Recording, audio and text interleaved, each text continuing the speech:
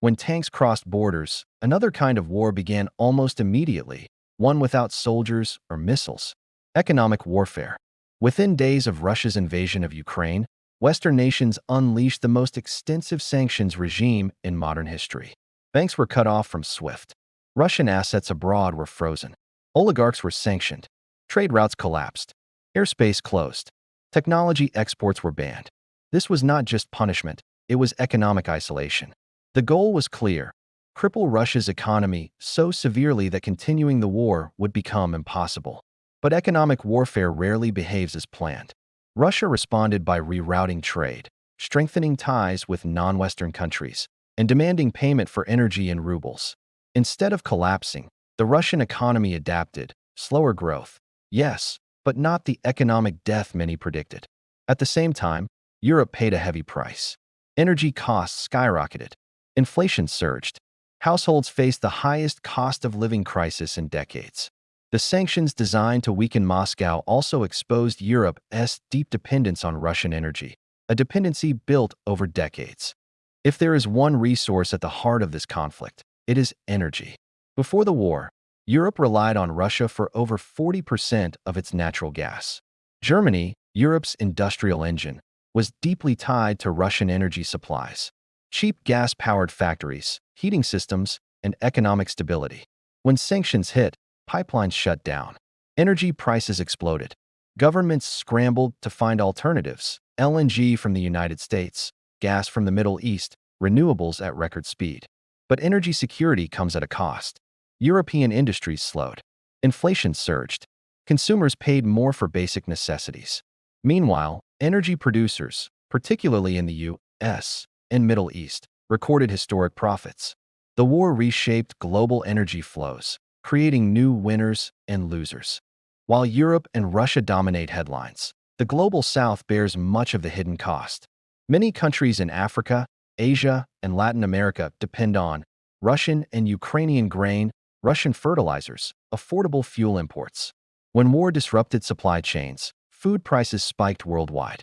For nations already struggling with debt and poverty, this was devastating. Food insecurity increased. Currency values weakened. Debt burdens worsened. Yet when Western powers called for global solidarity against Russia, many countries in the global South refused to take sides. Why? Because for them, this was not a moral crusade. It was a power struggle between blocs that had historically ignored their interests.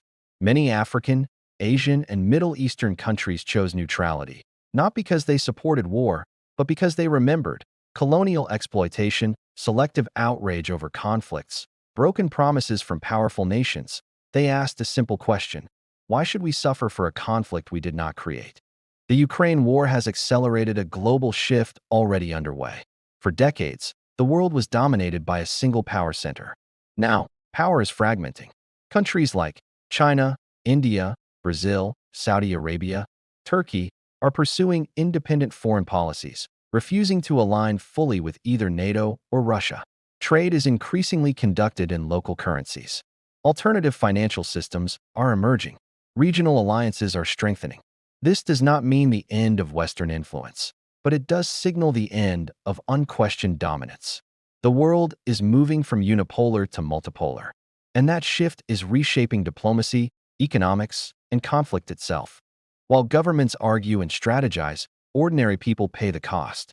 Families facing rising food prices, workers losing jobs due to inflation, refugees displaced from their homes, developing nations trapped between great powers. War is never just about territory or ideology. It is about lives disrupted and futures altered. The tragedy of Ukraine is not only the destruction of cities, but the exposure of a global system built on competition rather than cooperation. The war has no simple ending. Negotiations remain fragile. Trust is shattered. Global alliances are shifting. What happens next may define the 21st century: a new Cold War, a multipolar balance of power, or a prolonged era of instability.